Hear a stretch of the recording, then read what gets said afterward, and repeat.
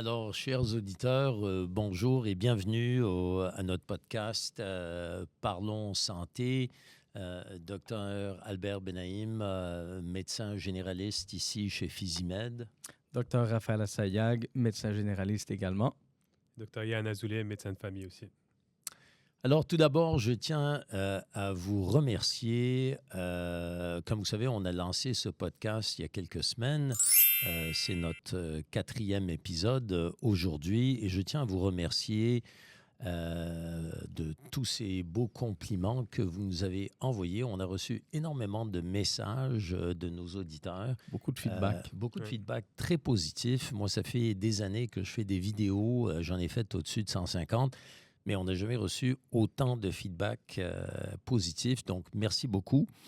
Et on a aussi reçu des suggestions. Hein? Alors, on est au mois de mars et puis on nous a demandé d'essayer de démystifier tout ce qui est aujourd'hui la perte de poids avec les nouveaux médicaments. Comme vous savez, on a des médicaments qui sont disponibles actuellement, ce qu'on appelle des GLP-1, notamment du Ozempic, du Mounjaro, Wegovy, Zepbound, il y a différents noms.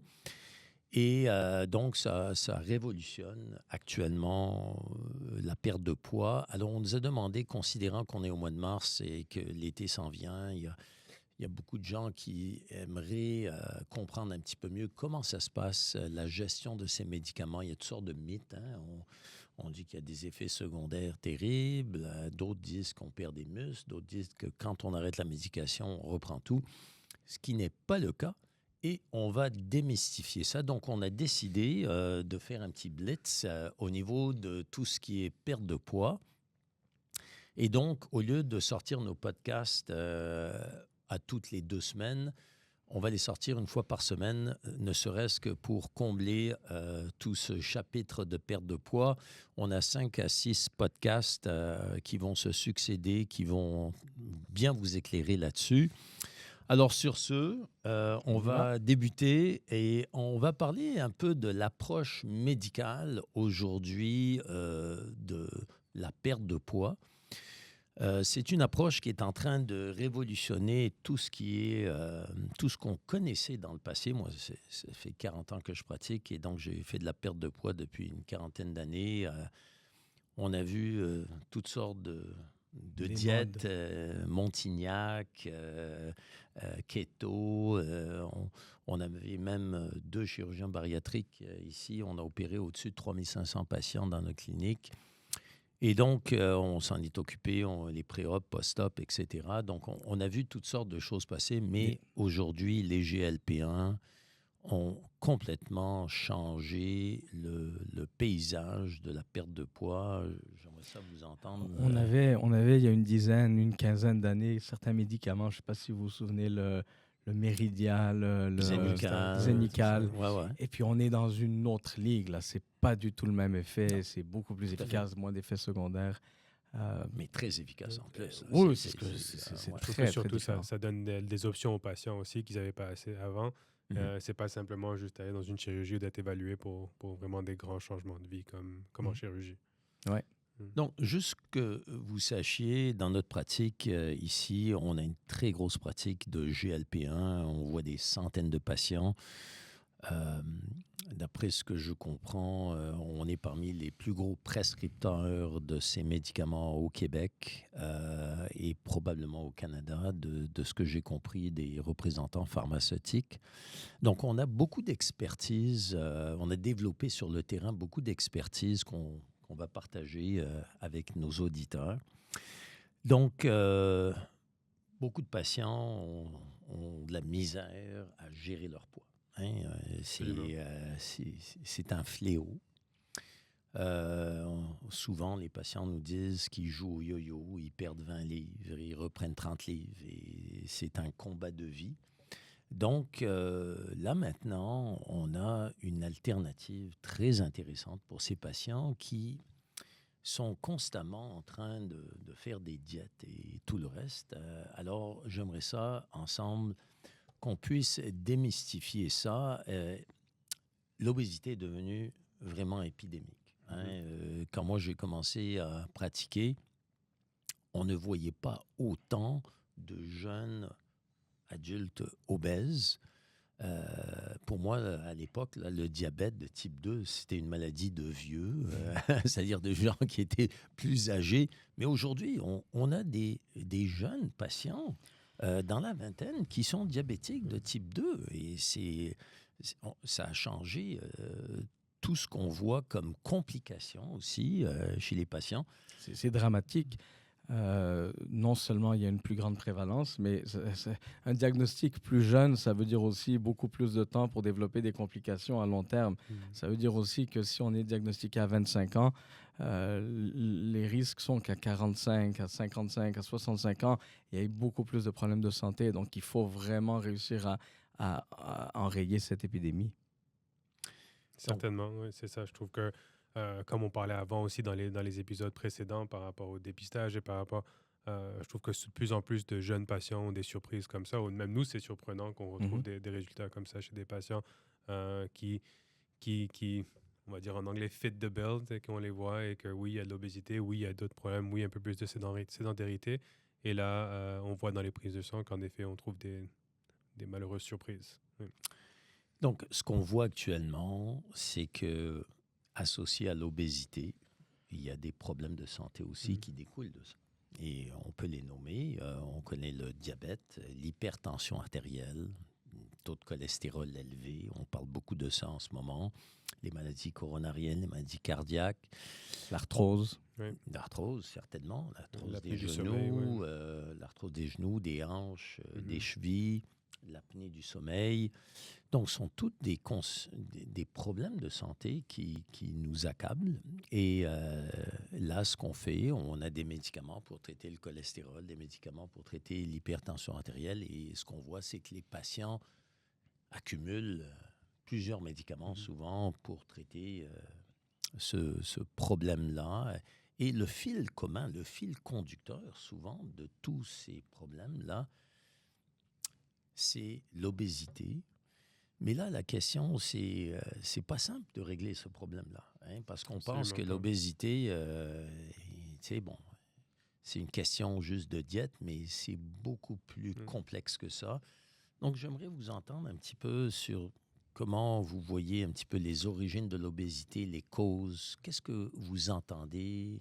Qu'est-ce que vous voyez dans votre pratique? En effet, c'est beaucoup plus compliqué que ça. Je trouve que c'est clair maintenant que l'obésité, c'est vraiment multifactoriel, qu'il y a beaucoup de choses qui vont jouer, la génétique, l'environnement, nutrition, vraiment l'habitude de vie. Tout ça va jouer pour faire que c'est pas si simple de dire il faut juste arranger une chose. Et souvent, on a une méconception que c'est juste une question de volonté. Et c'est vraiment pas le cas. On le voit nous-mêmes dans notre pratique. Que c'est pas juste un manque de volonté qui fait que ces patients, on se sort là. C'est aussi la société dans laquelle on vit. On est tous très sédentaires. On est en voiture, on est assis.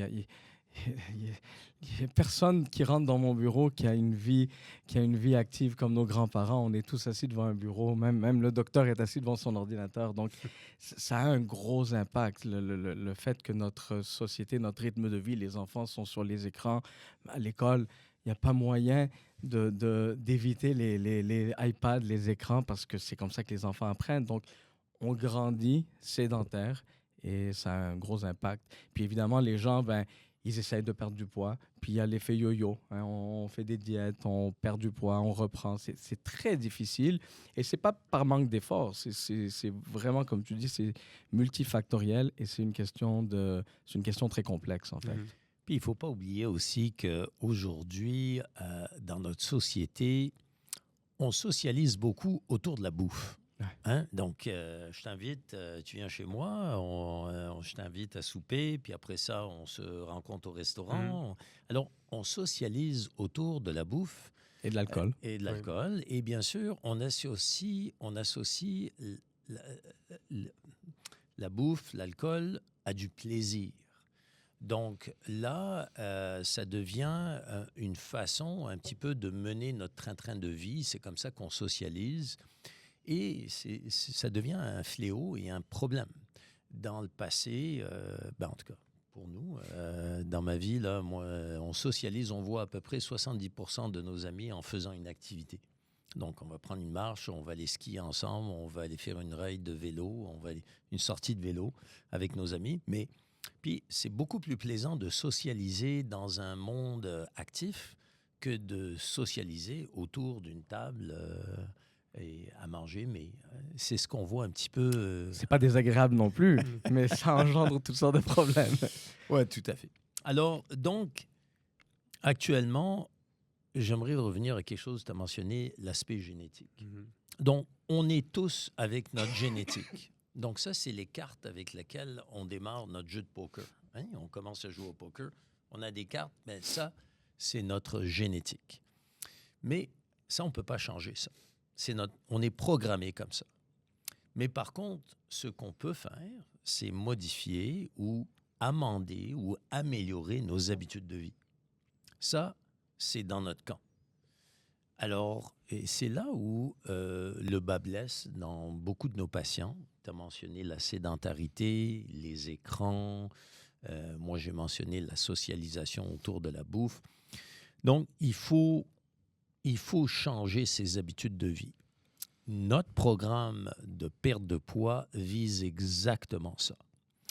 Parce que si on ne change pas les habitudes de vie, même avec les GLP-1 qu'on utilise beaucoup chez nous, on n'aura pas les résultats escomptés. Donc, si on utilise des GLP-1 comme du Ozempic, du Mounjaro, tout ça, vous allez perdre du poids. On va vous expliquer un petit peu le mécanisme dans 2 minutes. Mais c'est le changement des habitudes de vie qui va vraiment accélérer cette perte de poids.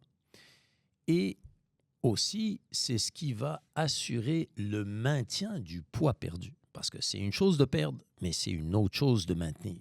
Absolument. Alors, c'est vraiment de changer un peu la perspective. On a tout ça, comme on l'a dit. C'est de voir les choses un peu différemment, de voir possiblement, comme tu l'as dit, par rapport à la socialisation, d'aller faire une activité, de sortir avec les enfants, de faire quelque chose de différent. Point de vue de la nourriture, malheureusement aussi, de nos jours, la nourriture elle est de plus en plus calorique, de plus en plus transformée, et même avec la bonne volonté, parfois on a la difficulté à faire des meilleurs choix.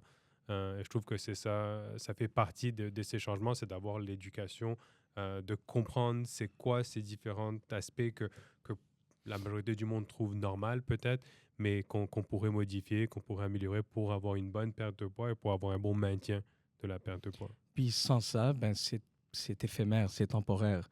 Donc le médicament, il va aider, comme tu dis, on va perdre un peu de poids, mais sans ça, sans retourner à la base, on risque de reprendre du poids après. On risque de perdre moins qu'on voulait, on risque de perdre de la masse musculaire.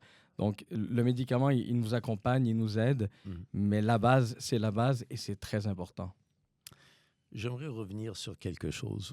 On a beaucoup insisté au départ sur les effets de l'obésité ou de l'embonpoint sur la santé, la pression artérielle, le taux de sucre, l'arthrite, etc. Mais il y a un autre effet qu'on voit souvent chez nos patients, c'est l'effet sur la santé mentale. Ça, c'est quelque chose qui est sous-évalué, dont on n'en parle pas beaucoup, mais l'effet, moi, ce que je vois sur les centaines de patients qu'on traite actuellement, c'est que l'embonpoint, l'obésité, a aussi un impact sur la santé mentale des patients. Les patients ne se sentent pas bien du point de vue mental. Ils ne sont pas bien dans leur peau, pour ceux qui viennent nous voir en tout cas. C'est ça qu'on constate. Et on voit aussi l'inverse. Quand ils perdent 50, 70, 100 livres, on les voit revivre. On les voit... c'est comme une fleur là, qui est en train de s'épanouir devant nous. Alors, j'aimerais ça vous entendre sur l'aspect de la santé mentale qui est très important parce que, en ce qui me concerne, c'est probablement le plus gros gain que nos patients vivent dans notre programme. Absolument. C'est quelque chose que je trouve que je vois tous les jours durant les consultations, que les patients eux-mêmes vont le dire, que une prise de poids après une grossesse, après un trouble personnel, a fait que là, ils ont perdu confiance en eux, ont perdu leur rythme de vie qu'ils avaient avant. Et je trouve que ça le ralentit, ça devient comme un cercle vicieux aussi, que le fait qu'ils se sentent moins bien, mais c'est plus difficile de bouger, de se lever pour aller faire les mêmes activités qu'ils faisaient avant, les sports, de mieux manger. Et je trouve que c'est souvent un aspect qu'on néglige un peu. On parle souvent de la santé, tout ce que ça peut faire. La santé physique, Oui. mais l'aspect de la santé mentale est super important, c'est ce que je vois sur mes patients. Super important. Puis, c'est pas une question de stigmatiser les gens. Il y a des gens qui se sentent bien dans leur peau, puis ça, c'est ce qui est important. Mais il faut réaliser aussi, comme tu dis, que ça a un impact sur le... Tu sais, quand on se sent pas bien dans sa peau, ben, on a moins envie de sortir, on a moins envie de faire du sport. On se sent coupable aussi. Il y a tout l'aspect psychologique de la nourriture. Donc, on mange, on a des fringales, on mange pour combler des émotions, pour répondre à certaines émotions, mais ça crée une culpabilité chez beaucoup de gens. Pas tout le monde, mais ça crée une grosse culpabilité.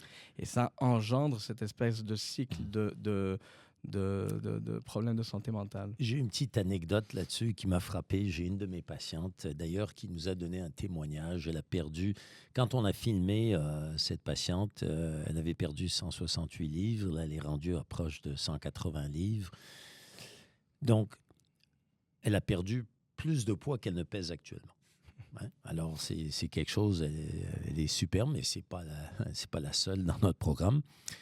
Ce qui m'a frappé dans son témoignage, vous pourrez regarder ça sur notre site web, elle me disait qu'elle s'habituait à son poids et au fur et à mesure du temps, elle s'isolait. Elle pesait, quand elle a commencé chez nous, presque 340 livres, quelque chose comme ça. Ça veut dire que quand ses amis l'appelaient pour sortir, elle disait non. Elle disait je suis occupée, j'ai des choses à faire, j'ai des corrections à faire, etc. Puis en fait, ce qu'elle se disait dans sa tête, je ne serais pas capable de les suivre. Ouais.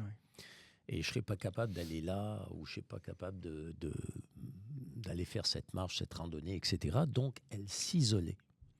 Et elle me disait que ça affectait sa santé mentale parce que de plus en plus, elle ne sortait pas ou elle évitait de sortir. Et aussi, elle devenait anxieuse à l'idée d'aller dans un restaurant où il y avait des chaises, par exemple, avec des bras, parce qu'elle n'était pas sûre de pouvoir s'asseoir sur la chaise. Donc, finalement, elle hésitait d'y aller. Et puis, en plus, quand elle allait là, elle était anxieuse. Donc, c'est des choses dont on ne se rend pas compte. On ne pense pas à ça, mais ça affecte les gens du point de vue mental. Donc, de façon pratico-pratique, parlons des GLP-1. Parce que là, chez nous, on utilise les GLP-1 partout dans notre programme de perte de poids. En fait, notre programme de perte de poids est basé sur 4 choses. Diète, exercice, médication et technologie. On parlera de la technologie dans une minute. Mais les GLP-1, on les utilise dans toutes les sauces dans notre programme de perte de poids. Alors, qu'est-ce que font ces médicaments comme le Ozempic, le Mounjaro, le Wegovy, Zepbound? D'un côté, ils baissent l'appétit. Donc, les patients ont moins faim. Mais d'un autre côté, ils augmentent la satiété. Ça veut dire qu'avec de plus petites portions, vous sentez que vous avez le ventre plein. Donc, vous allez diminuer les portions. Ce qu'on voit aussi, c'est que ça diminue les fringales. Alors, des patients qui ne s'assoient pas nécessairement pour manger des gros repas, mais ils grignotent ici, ils grignotent là. Ils ont des fringales pendant la journée. Donc, ça diminue les fringales et ça diminue aussi ce qu'on appelle en anglais le food noise. Donc, ça, c'est les pensées intrusives. Des fois, on dit « ça me prend un chocolat » ou « ça me prend de la crème glacée », puis « ça me prend de la crème glacée, il faut que je sorte en acheter ». Donc, ça diminue tous ces effets et donc, les patients n'ont pas à combattre la faim durant ce programme de perte de poids. Donc, raconte-moi un petit peu ce que toi, tu vois chez tes patients. Qu'est-ce qui te rapporte comme effet lorsqu'ils sont sur ces médicaments? Je trouve qu'est-ce qui est intéressant, c'est par rapport à la santé mentale et par rapport à comment on sent. Il y a un effet qui est un peu mal compris avec les GLP-1 aussi par rapport au système de récompense. Et je trouve que c'est intéressant pour des patients comme ça qui ont plus le côté émotionnel ou qui vont plus se tourner vers la nourriture du point de vue émotionnel. Non, ce n'est pas une solution pour des problèmes de santé mentale, c'est certain, mais je trouve que ça donne moins ce reward, cette récompense que les patients avaient avant quand ils se retournent vers la nourriture. C'est pas juste sur la faim, c'est pas juste sur l'appétit. Il y a Mhm. vraiment un effet sur le cerveau. Il y a beaucoup de patients, je suis sûr que ça vous est arrivé aussi, il y a beaucoup de patients qui rapportent qu'ils ont moins envie de consommer de l'alcool, Mhm. ils ont moins envie de boire du vin, Mhm. ou il y a moins ce plaisir ou ce plaisir. C'est pas une question de plaisir, c'est cette envie de boire du vin. Et c'est le même principe, en fait, c'est que ça réduit un peu cette compulsion qu'on voit avec la nourriture, comme tu Tout à parles fait. des fringales, Mhm. j'ai envie de manger, même si j'ai pas faim, je regarde un film, j'ai envie de manger, je regarde un match de hockey, j'ai envie de boire une bière. Donc ça réduit ça un peu, puis ça fait en sorte que les patients prennent des décisions qui sont plus éclairées. Ils se font pas guider par pas nécessairement par leurs émotions, par leurs envies, mais c'est des décisions qui sont plus éclairées. Et dans un processus de perte de poids, c'est nécessaire, c'est important. C'est sûr qu'avec l'utilisation de ces médicaments, ce qu'on voit, c'est que les patients réduisent leurs portions. Certain. Maintenant, juste pour nos auditeurs, j'aimerais ça vous entendre sur les effets secondaires. Est-ce que vous en voyez et puis de quelle sorte, à quelle fréquence? Qu'est-ce que vous voyez sur le terrain? C'est sûr qu'il y a des effets secondaires. Tous les médicaments qu'on va prescrire vont avoir un certain effet secondaire. Point de vue des GLP-1, qu'est-ce que j'explique souvent aux patients, c'est que ça va ralentir la vidange gastrique, donc il va toujours avoir un peu de nourriture dans l'estomac. Le fait que c'est le cas, c'est que si vous avez toujours la nourriture dans l'estomac, si vous ne mangez pas aux bonnes heures, si vous mangez des trop grandes portions, si on mange trop gras, c'est certain que c'est fort probable qu'on va avoir des nausées. Et tant qu'on comprend un peu ce mécanisme-là, je trouve que c'est souvent quelque chose que les patients peuvent adapter aussi. C'est des bonnes habitudes à apporter même pour plus tard, que c'est probablement des choses qu'ils ne devraient pas faire. Euh, Moi, un exemple que je donne souvent, c'est, vous savez, quand on va au restaurant ou qu'on est invité et qu'on mange, qu'on n'a plus vraiment faim, mais on continue parce que c'est bon, parce que l'assiette est encore pleine, parce qu'il y a un dessert, et on continue à manger même si on n'a plus trop faim. Et après, on le regrette, hein, on ne se sent pas bien, des ballonnements, on a mal au Mhm. ventre.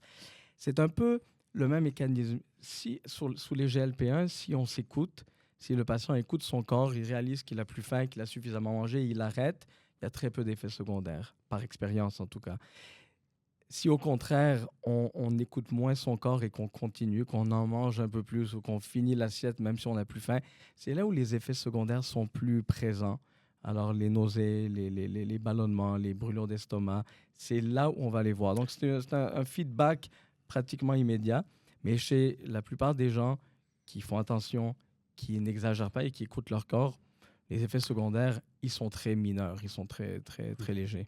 J'aimerais ça peut-être éclaircir ça un peu plus pour nos auditeurs. On a des effets secondaires potentiels des médicaments et on a les effets thérapeutiques de la médication qui sont différents. Les effets thérapeutiques, c'est les effets qu'on veut voir. Les effets secondaires sont des effets collatéraux qui peuvent arriver, comme tu l'as dit, avec tous les médicaments. Et ce qu'on voit dans notre pratique en général, c'est qu'environ 15% de notre clientèle peuvent potentiellement avoir des effets secondaires gastro-intestinaux. Mais ça veut dire aussi que 85% de nos patients ne ressentent absolument rien. Donc, très important de quantifier ça. Puis par rapport aux effets secondaires gastro-intestinaux, qu'est-ce qu'on voit? Comme tu l'as mentionné, un peu de nausée, un peu de brûlement d'estomac, un peu de gaz, un peu de crampes, un peu de diarrhée, un peu de constipation. Rassurez-vous, là, vous n'allez pas avoir tous ces symptômes. Vous allez peut-être en avoir un ou deux. Mais ce qu'on voit, c'est que les symptômes sont mineurs et tout à fait gérables et ils sont souvent temporaires, surtout quand on augmente la dose. Ça peut durer 2-3 jours et ça passe. C'est tout à fait gérable. Je ne veux pas que vous pensiez que c'est des effets secondaires néfastes. À date, sur les centaines de patients qui sont venus chez nous, on n'a vu aucun effet secondaire néfaste qui était problématique. Aucun patient a été hospitalisé ou des choses comme ça. Non, moi non plus. Les effets secondaires graves, il y en a très, très, très peu. Et puis on surveille. C'est pour ça que ça prend quand même une supervision du médecin. C'est Tout à pour fait. ça que ça prend une équipe. En tout cas, personne autour de cette table qui prescrit ça puis qui dit bonne chance, on se revoit dans un an. Il y a un suivi, il y a un monitoring. Moi, par expérience, je vais vous dire, j'ai un seul patient qui a eu un effet secondaire plus grave. C'est un patient chez qui j'avais prescrit de l'Ozempic, pas pour la perte de poids, mais pour son diabète. Et puis, il a vraiment eu un inconfort, une irritation du pancréas. On a fait des prises de sang, on l'a vu, on a arrêté le médicament, ça s'est résorbé complètement. Alors, tant qu'on fait un suivi, qu'on fait une supervision, il n'y a pas à s'inquiéter. Tout à fait. Alors, c'est tout à fait gérable, ces médicaments. Maintenant, j'aimerais ça, pour les auditeurs, parler un peu à qui ça s'adresse, ces programmes de perte de poids. Parce qu'il y a beaucoup de gens qui pensent que c'est pour des gens qui souffrent d'obésité morbide, d'autres, c'est pour des problèmes de diabète. Donc, qu'est-ce que vous voyez sur le terrain en ce qui concerne à qui ça s'adresse, ces médicaments? Pour qui est-ce qu'on prescrit ça? Il y a toutes sortes de catégories de personnes qui veulent perdre du poids ou qui veulent utiliser ces médicaments, que ce soit une question de confort ou de bien-être personnel ou d'esthétique. Souvent, vous savez, le poids a un impact fonctionnel. Donc, quand on a un gros surplus de poids, c'est difficile de bouger, c'est difficile de fonctionner, c'est difficile de s'accroupir puis de s'occuper de ses enfants, de ses petits-enfants. C'est difficile d'aller prendre une longue marche parce que les genoux font mal. Donc, j'ai beaucoup de patients qui viennent me voir parce que le poids les empêche de faire ce qu'ils ont envie de faire. Donc, grosso modo, de ce que tu viens de dire, c'est qu'on a un premier groupe qui sont des patients qui viennent nous voir pour des raisons esthétiques. On est d'accord? Il y a une certaine quantité de patients qui viennent nous voir parce qu'ils veulent mieux paraître et ils ne se sentent pas bien dans leur peau et ils aimeraient ça perdre 30 livres, 50 livres et même plus, des fois, question de mieux paraître. Mais on a le deuxième groupe qui sont des patients qui fonctionnellement sont handicapés un peu par ce poids. Moi, j'ai des patients qui me disent « Doc, je ne suis même pas capable de suivre mes enfants. » Il y en a d'autres qui me disent « Je ne suis pas capable de suivre mes petits-enfants. » Et ça les dérange. Il y en a d'autres qui vont nous dire « Je ne suis plus capable d'être fonctionnel au travail. Je suis fatigué. J'arrive du travail, je suis épuisé. Je rentre à la maison, je m'allonge sur le sofa, je suis crevé. » Il y en a d'autres qui vont me dire « Je ne suis même pas capable d'attacher mes lacets. » Ouais. Alors, donc, des problèmes fonctionnels. Ça, c'est le deuxième groupe.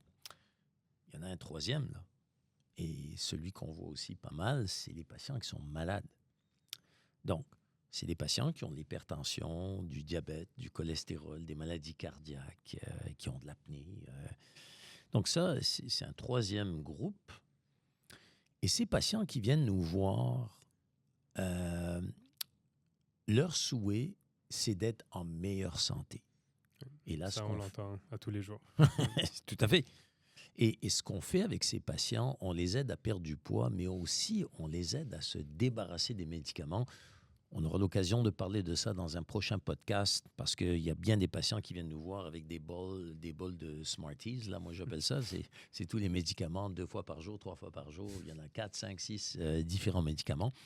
Et les patients en ont marre de prendre ça. Alors, ça, c'est notre troisième groupe. Puis on a un quatrième groupe qui est un melting pot de tout ça. Là. C'est-à-dire, c'est un mélange de tout ça. Des gens qui viennent nous voir parce qu'ils ont besoin de perdre du poids pour se faire opérer, par exemple. Il doit avoir un remplacement du genou. Ben, le chirurgien dit, tu as besoin de perdre un 100 livres avant que je commence à t'opérer. Parce qu'il y a des risques au niveau opératoire ou des fois, il y a des gens qui viennent nous voir des problèmes d'infertilité. OK, ils veulent tomber enceintes, mais il y a des problèmes d'obésité. Et des fois, c'est multifactoriel. C'est-à-dire que les gens veulent bien paraître et puis ils veulent être bien plus fonctionnels, mais aussi ils veulent se débarrasser des médicaments. Donc, comme on a discuté tantôt, on a essentiellement 4 groupes de patients, mais aussi on voit des patients de tout âge qui viennent nous voir. J'aimerais ça t'entendre sur un peu la proportion de tes patients, l'âge... Il y a vraiment de patients de tout âge. Il n'y a pas vraiment tellement de limites. Pour moi, mes propres patients, j'ai des patients aussi jeunes que 17 ans et le plus âgé, c'est une femme de 86 ans. Alors, Tu m'as battu là-dessus parce que moi, mon patient le plus âgé, c'est 82 ans. Ouais, moi aussi, ça commence à 17, 18 ans Mhm. et ça va jusqu'à 70, 75 ans. Il y a pas d'âge. Évidemment, l'approche est différente, Tout à fait. mais il n'y a pas d'âge. En fait, tout le monde peut bénéficier.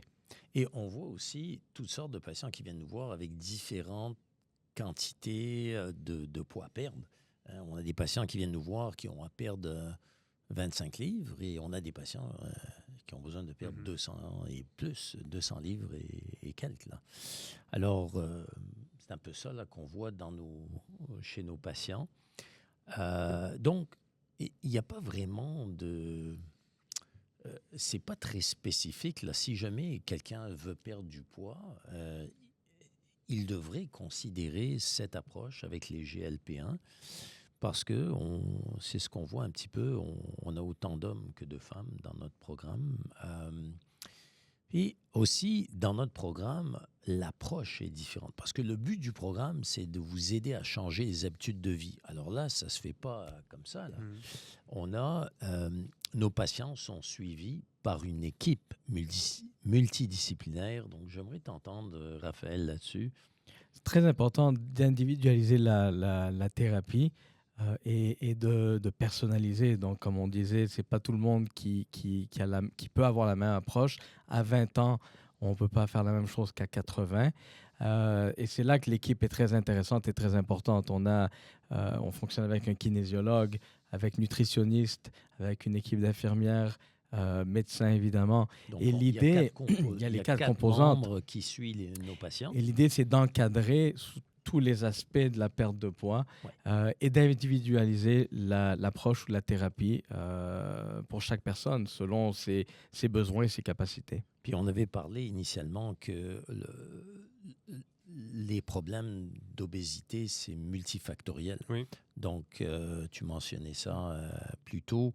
Donc, une approche multidisciplinaire a souvent beaucoup plus de bénéfices pour les patients parce que chaque patient peut aller trouver ce qui lui convient pour avancer dans son cheminement de changement d'habitude de vie. C'est comme on l'a dit, chaque patient est différent, va avoir un différent vécu, va avoir différentes habilités physiques même, différents problèmes physiques des fois qu'il faut travailler avec. Et je trouve que c'est ça le grand avantage d'aussi incorporer la médication comme les GLP-1 dans la perte de poids, dans une approche de perte de poids, parce que ça permet de vraiment plus mettre l'emphase sur les efforts d'activité physique, de retrouver une bonne routine qui va permettre de perdre du poids, mais aussi surtout permettre de maintenir la perte de poids à long terme. Alors, j'aimerais toucher sur cette histoire de bonne routine. Mm-hmm. Comment qu'on fait ça? Parce que changer les habitudes de vie, c'est pas simple des fois pour des patients. Alors, ce qu'on fait, nous, avec nos patients, c'est qu'on utilise de la technologie. Donc, on utilise des montres intelligentes comme celle-là, un fitness tracker. Et on vient mesurer toutes les activités que nos patients font. Et c'est-à-dire, on mesure le nombre de pas, le nombre de minutes d'exercice, le nombre de calories qu'ils dépensent tous les jours, le nombre d'escaliers qu'ils montent, etc. Et tout ce data, donc toute cette information, rentre chez nous. Et c'est là que l'équipe multidisciplinaire, les kinésios, nutritionnistes, etc., médecins, on a accès à ce data et on peut voir qu'est-ce que nos patients font, comment ils bougent, et ça les aide énormément. Alors, j'aimerais t'entendre là, sur l'impact. C'est très utile, c'est très important pour l'équipe. On peut même rajouter là-dessus l'analyse de composition corporelle qu'on fait, où on mesure le pourcentage de gras, on mesure la masse musculaire. Et en le faisant de façon régulière, à chaque mois, on permet de voir l'évolution et on permet d'adapter le traitement, d'adapter le suivi, d'adapter les recommandations. Si à un mois donné, il y a une perte de poids qui est moins grande que ce qui était prévu ou une perte de masse musculaire qui est plus grande que ce qu'on attendait, on est capable, en regardant ce data, cette information, ces données de la montre, et en regardant évidemment l'analyse de composition corporelle, on est capable d'ajuster le traitement. Donc, pour nos auditeurs là-dessus, pour les éclairer, on fait du tracking dans nos programmes et c'est très important. D'un côté, on fait un suivi, un tracking de tout ce qui est activité physique Mais d'un autre côté, comme tu l'expliquais, on fait un tracking de la composition corporelle. Alors, comment qu'on fait ça? On utilise un appareil assez sophistiqué qui nous permet d'analyser la composition corporelle. Donc, pour nous, le poids sur la balance, ça ne veut pas dire grand-chose parce qu'on peut peser lourd parce qu'on est très musclé, comme on peut peser lourd parce qu'on a beaucoup de graisse. Alors, pour nous, c'est très important de bien évaluer ça au départ et de suivre ça tout le long du programme. Comment ça t'aide, ces analyses-là de composition corporelle dans ta pratique? Pour moi, un peu comme notre pratique de médecine générale, c'est d'avoir des valeurs objectives. Ça va te permettre de montrer des vrais résultats à certains des patients. Ben oui, Alors, tout je à trouve fait. que ce soit par rapport à leur poids, leur composition corporelle ou par rapport à leur activité physique, de voir exactement c'est quoi les vrais chiffres et les vraies données. Ça nous permet d'établir une cible qui est réaliste. Encore une fois, par rapport à la perte de poids, par rapport à l'exercice ou l'activité qui est nécessaire pour atteindre leur objectif, par rapport aussi à la nourriture qui est autre chose. Mais je trouve que ça, d'avoir des valeurs objectives comme ça permet de motiver les patients et de les garder motivés à travers le programme et pour continuer à long terme en maintenance. Alors, moi, ce que je dis aux patients, c'est qu'on utilise des outils, c'est comme le Fitness Tracker, c'est comme une sorte de GPS. Ça vous oriente et ça vous aide à aller plus efficacement du point A au point B. Donc, si vous voulez perdre du poids et si vous avez toute la misère du monde pour perdre du poids et surtout pour le maintenir, n'hésitez pas à questionner votre médecin sur ces GLP-1. Ce sont des médicaments qui sont très efficaces. On les utilise chez nous à toutes les sauces et puis ça marche très, très bien. Donc, dans les prochains épisodes, nous allons démystifier encore beaucoup plus l'approche de ces médicaments dans le traitement de nos patients. Et sur ce, on se revoit donc la semaine prochaine et puis bonne semaine. À bientôt. À bientôt.